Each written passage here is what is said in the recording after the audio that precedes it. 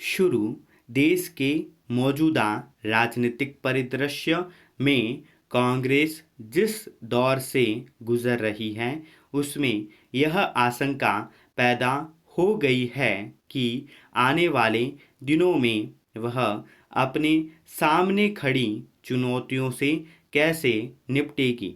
दरअसल राष्ट्रीय स्तर पर महामारी की वजह से पिछले करीब 1.5 साल से एक तरह का ठहराव कायम है जिसमें विपक्षी पार्टियां चाहकर बहुत कुछ नहीं कर पा रही हैं। अलग अलग मुद्दों पर सरकार के विरोध और आंदोलन में वह तीव्रता नहीं दिखती है जिससे कोई पार्टी अपने कार्यकर्ताओं के बीच उपस्थिति बनाए रखती है, जबकि मुख्य धारा की राजनीति में अपनी मौजूदगी के लिए मुद्दे चुनना और उस पर सक्रियता बनाए रखना किसी भी पार्टी की ज़रूरत होती है। इस लिहाज से देखें तो कांग्रेस राष्ट्रीय महत्व के मुद्दों पर जनमत निर्माण के लिए जितने जतन करती दिखती है उससे ज़्यादा वह आंतरिक कलह से परेशान है। हालांकि यह ठीक वही समय है जब पार्टी को अपनी गतिविधियों के जरिए जनता के सामने यह संदेश देना चाहिए था कि सरकार की रीति नीतियों के बरकस वह मजबूत विपक्ष की भूमिका में मौजूद हैं।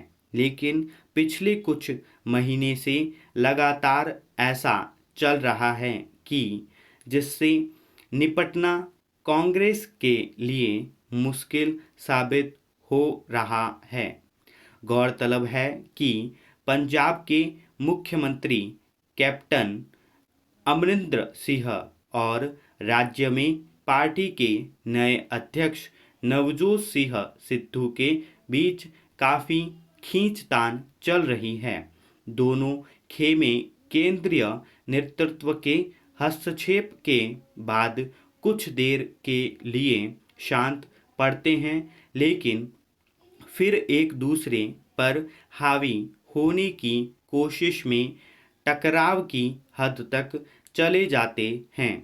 हालात यह है कि हर कुछ दिन बाद पार्टी के विधायकों के असंतोष या फिर बगावत की खबर आती है और उसे शांत करने के लिए केंद्रीय नेतृत्व को अतिरिक्त ऊर्जा खर्च करनी पड़ती है।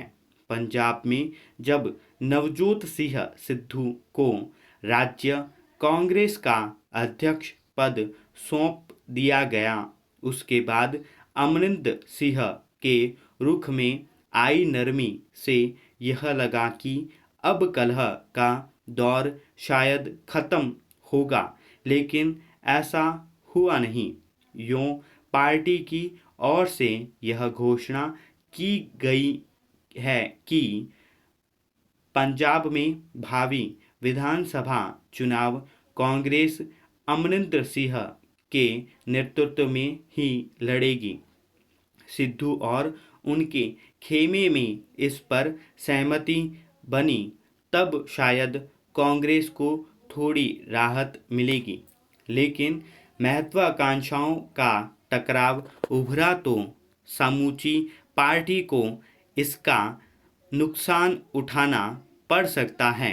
दरअसल कांग्रेस अभी पंजाब में आंतरिक कलह से जूझने की कोशिश में है, तो दूसरी ओर छत्तीसगढ़ में भी वह पहले के एक तय शर्त के व्यूह में फंसी दिखती हैं।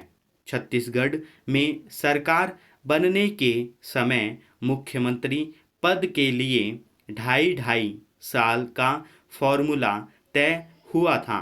उसी संदर्भ में पिछले कुछ महीने से मुख्यमंत्री भूपेश बघेल को टी.एस.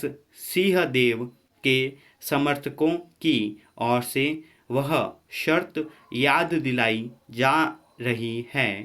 ऐसा नहीं है कि पार्टी में शीर्ष स्तर पर पंजाब या छत्तीसगढ़ की इन परिस्थितियों के नफा नुकसान का आकलन नहीं किया जा रहा होगा, लेकिन राजनीति में सही समय पर जरूरी कदम उठाने पर ही नतीजा निर्भर होता है।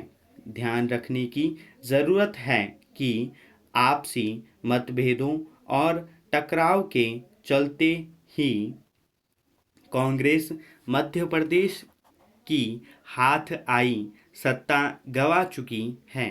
राजस्थान में पार्टी के आंतरिक झगड़े जग जाहिर रहे हैं।